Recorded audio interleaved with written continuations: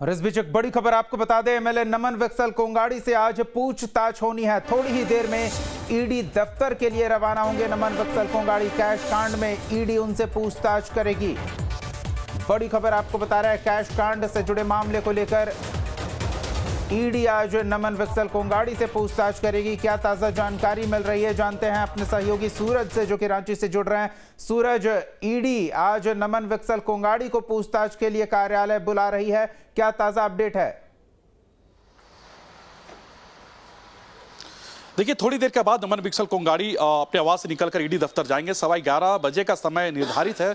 चूंकि नमन जी देखिए हमारे साथ खड़े हैं, ये अपने आवास पे है और पूरी जाने की तैयारी में देखिए फाइल वगैरह सब सारे चीजें सारे डॉक्यूमेंट्स इन एनवेलप पे हैं। और थोड़ी देर के बाद अब यहाँ से निकल के नमन विकसल कोंगाड़ी ईडी दफ्तर जाएंगे। इनसे भी जो सवालात होंगे, जिस तरह से डॉक्टर इरफान अंसारी से भी पूछताछ किए गए थे, राजेश कच्छप से पूछताछ किए थे, और आज नमन विकसल कोंगाड़ी का तारीख है और उसी तारीख में आज ये पूछताछ के लिए ईडी दफ्तर जाएंगे। पहला सवाल हमारा ये होगा नमन जी, क्या कुछ तैयारियां हैं? ऐसे कई सवाल होंगे ईडी के, क्या उन तमाम सवालों का जवाब आज नमन विकसल कोंगाड़ी देंगे? निश्चित तौर पर सबसे पहले बात तो मैं बता दूं कि जो केस कांड में जो आरोप लगा है सरकार गिराने का, यह जो आरोप लगाया है, आरोप तो जिन्होंने लगाया है उनका साक्ष्य उनसे लेना चाहिए। और रही बात जो केस हमारे पास से मिला है, उस केस का स्रोत और पर्पस वो मुझे देना है। मुझे लगता है इन्हीं दो बातों पर मुझसे सवाल पूछा जाना चाहिए, क्योंकि केस का स्रोत मेरा क्या है और किस पर्पस से केस मेरे पास था, यही इन्हीं चीज़ों पर मुझे लगता है कि ईडी को सवाल पूछना चाहिए और इसी संबंध में मैं अपने जवाबों को दूंगा। तो ये इसी सवाल से हमारा एक सवाल होगा, 49 लाख रुपया जो बरामद हुए थे गाड़ी से, जैसे इरफान अंसारी ने कहा कि ये पेट्रोल पंप के पैसे थे, राजेश कच्छप जी ने कहा कि ये माइनिंग से जुड़े पैसे थे, आपसे भी वही सवाल होंगे, तो आप क्या कहेंगे?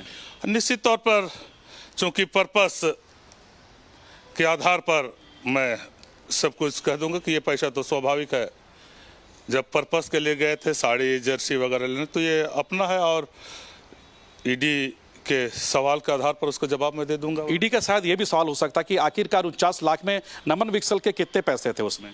वो ईडी के सवाल के आधार पर मैं जवाब दूंगा। और भी इसमें कहा जा रहा था कि सरकार गिराने की साजिश, जिस तरह से आपके ही विधायक ने अनूप सिंह ने आरोप लगाए थे और 0 FIR दर्ज कराया था उन्होंने रांची के अरगोड़ा थाने में, तो ये भी सवाल होगा, क्या राजेश कच्छप, नमन विकसल कोंगाड़ी और इरफान अंसारी क्या वाकई में सरकार गिराने की साजिश रच रहे थे? ये सवाल हमसे नहीं पूछा जाना चाहिए, क्योंकि आरोप जिन्होंने लगाया है उनसे पूछना चाहिए, क्योंकि सरकार के साथ हम हमेशा खड़ा है और पार्टी के साथ भी हम हमेशा खड़ा है। सरकार और पार्टी की मजबूती के लिए हमने जान लगा दी है, पूरा मेहनत कर दी है।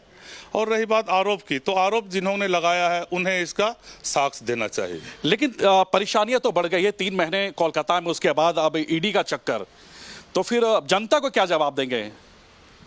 जनता के सामने सब कुछ पाक साफ होगा।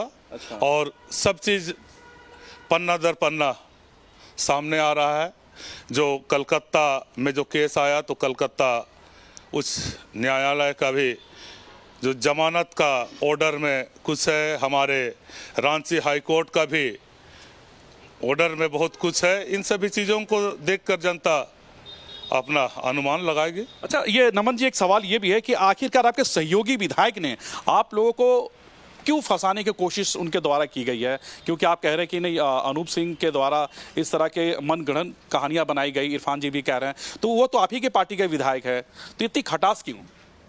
सबों का अपना अपना महत्वाकांक्षा होता है, काम करने का शैली होता है, ऊपर आगे बढ़ने का सबका अपना एक तरीका होता है। हमारा तरीका कभी भी दूसरों को नीचा दिखा के या टांग खींच के आगे बढ़ने का नहीं रहा है।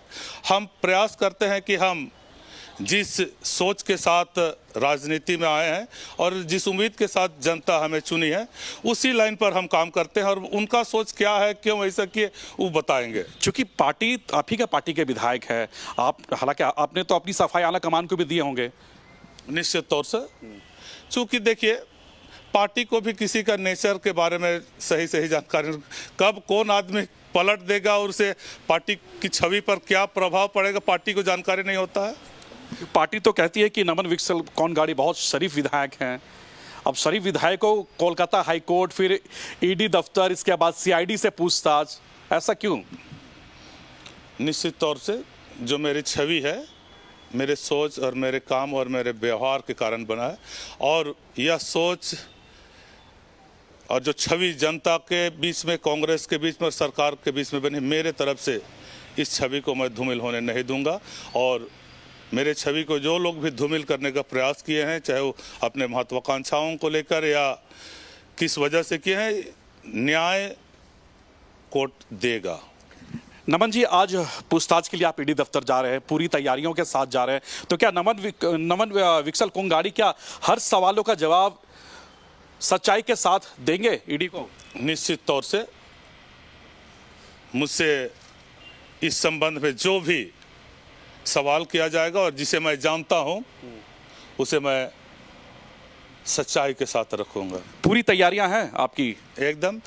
दस्तावेजों की जान मांगा गया हो, दस्तावेज मैं ले सारे दस्तावेज, ये देखिए दीपक, सारे दस्तावेज के साथ विधायक नमन विकसल कोंगाड़ी अब ईडी कार्यालय के तरफ रुख करेंगे। इनकी गाड़ियां लग गई है और इनके साथ जो भी सवाल होंगे ईडी के अधिकारियों के द्वारा, ये सारे सवालों का जवाब ईमानदारी पूर्वक देंगे। नजर बनाए रखें सूरज। फिलहाल इन तमाम ताजा तस्वीरों और बातचीत के लिए बहुत बहुत धन्यवाद।